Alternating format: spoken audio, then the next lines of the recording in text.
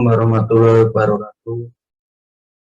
Saya Ilham Haji Nurifan NIM B100190582, metodologi penelitian strategi bauran pemasaran pada perusahaan jasa servis asing.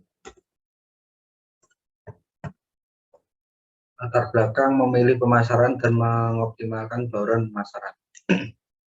Dari masalah perusahaan tersebut kan hanya mengandalkan dari mulut ke mulut, sehingga kurang optimal lah untuk pemasarannya. Kita dapat memilih pemasaran offline maupun online yang lebih optimal dan meningkatkan target pasar kita ya. Kalau dari mulut ke mulut kan hanya mungkin tetangga pelanggan kita yang dulu, keluarga pelanggan kita yang dulu, kerabat keluarga kita yang dulu, atau teman pelanggan kita yang dahulu ya. Sehingga kan kurang optimal untuk pemasaran perusahaan kita, kurang luas lah pasarnya. Untuk perumusan masalah ini kan faktor apa saja yang diperlukan pemasaran selain dari mulut ke mulut. Yang pasti kan ingin memperluas pasar faktornya, dan juga kita sudah memasuki era digitalisasi, lebih optimal lah, seharusnya pasarnya lebih luas. Kan kita bisa mengoptimalkan pasar kita dengan metode pemasaran offline maupun online. Dari offline brosur, proposal kerjasama ya, ataupun proposal pengajuan kepada instansi lain ataupun kantor lain, pabrik lain,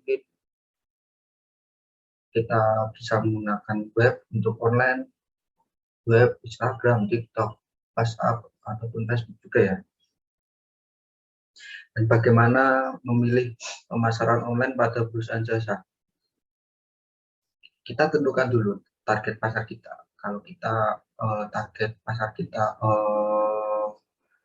kantor ataupun instansi ataupun perusahaan lain, pabrik, mungkin kita kasih pemasaran online pemasaran offline dahulu, proposal kan begitu. Kurang, kalaupun calon konsumen, calon perusahaan itu ya, instansi itu ya yang besar itu ingin mengetahui lebih detail lagi tentang kita, kan kita buat web di pemasaran online ya. Kita buat web, kita kasih keterangan produk jasa yang kita tawarkan, kita kasih harga yang rendah dari pesaing, kita kasih alamat kantor kita untuk untuk konsultasi terlebih dahulu tentang apa sih keluhannya, apa sih permasalahannya. Kita kasih promosi juga. Kalau promosi kan kita kasih kayak, wah ini Bapak, katakanlah perusahaan ini langsung besar lah, 15 AC, 20 AC, kita kasih bonus 2 AC, 3 AC, perbaikan gratis, nggak dihitung dari paketan ini. Jadi kan kita kasih macam kepuasan pelanggan lah dari pemasaran kita juga. Untuk pribadi, untuk ya yang kecil lah, pribadi, rumah pribadi, kosan, apartemen, mungkin kita lewat brosur. Kalau offline ya kan sudah ada dari mulut ke mulut, kita optimalkan lewat brosur juga. Kita kasih keterangan Instagram kita, TikTok kita, mungkin Facebook kita juga, web juga penting juga. Kita cantumkan produk jasa apa yang kita tawarkan, kita kasih harga sekian, juga lebih rendah dari pesaing juga, tapi kualitas pelayanannya baik. Kita kasih tahu tempat kantor kita, kalau ingin pasang baru itu kayak konsultasi jalur salang AC itu ditanam di tembok atau enggak, biar kelihatan dari luar lebih rapi, kelihatan dari dalam rumah juga lebih rapi gitu. Dan juga kita kasih promosi juga bahwa seandainya pasang 2, kita kasih cuci selanjutnya yang 1 gratis, ataupun promosi lainnya lah menggunakan online dan offline itu. Dan kalau lewat online kan lebih bisa berinteraksi juga dengan customer kita, calon customer juga kita. Kayak kita mau mengeluarkan produk baru ini, pelayanan jasa baru karena cuci AC kilat tanpa antri, harganya katakanlah tinggi dari harga normal, tapi orang pesaing kita tidak punya produk kita itu, karena begitu ya. Kita kasih promo awal nih, mau apa enggak? Nah, kan calon konsumen itu atau konsumen kan lebih bisa dapat interaksi dengan kita lewat Instastory kita. Wah, iya nih bagus. Lewat DM kita, iya mas saya mau. Terus ataupun lewat komentar feed Instagram kita ataupun konten TikTok kita. Kalau untuk konten TikTok kan kita kasih edukasi lah, edukasi tentang AC, merawat AC, ya, supaya tertarik juga itu customer, dan juga untuk bisa memperluas pasar ya. Untuk tujuan penelitian kan sudah jelas, untuk meningkatkan pemasaran.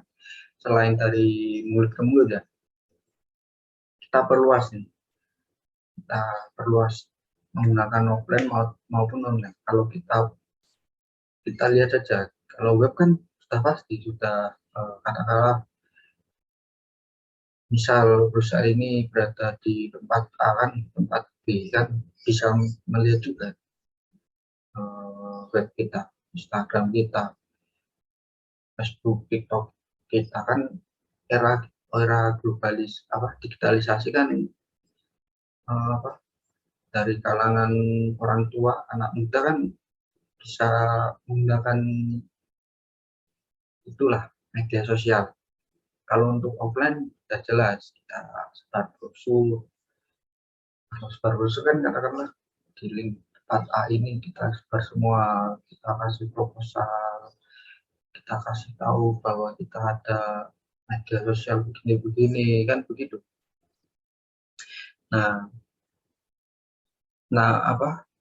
pasar kita kan lebih luas lah. Jadi kan pemasaran kita lebih optimal juga. Itu dari tujuan penelitian ini. Dan manfaat dari penelitian, faktor apa saja yang selama ini dapat mengoptimalkan peluang pemasaran? Yang pasti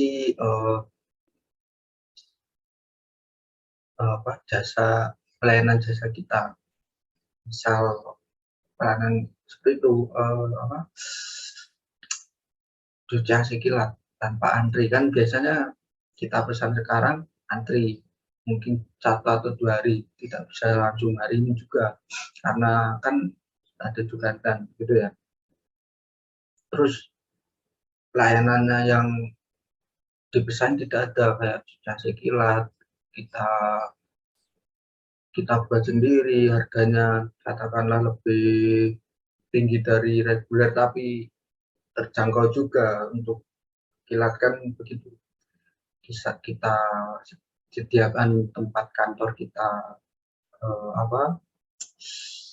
bersih, nyaman, sehingga calon konsumen itu lebih enak lah ngobrolnya, lebih santai juga. Kita kasih promo terus, promosi terus menerus setiap periode. Katakanlah periode AC 2-3 bulan sekali harus dirawat, harus servis, harus cuci, kan begitu. Kita kasih promosi begitu kepada konsumen dan juga calon konsumen kita, sehingga kan pasar kita juga luas. Pasar pesan jasa servis itu, jadi kan bisa bersaing juga dan tidak mengalami stuck. Kan selama ini mengalami stuck kalau menggunakan pemasaran mulut ke mulut itu saja. Nah, sekian, terima kasih yang bisa saya sampaikan. Apabila kurang lebihnya saya mohon maaf. Wassalamualaikum warahmatullahi wabarakatuh.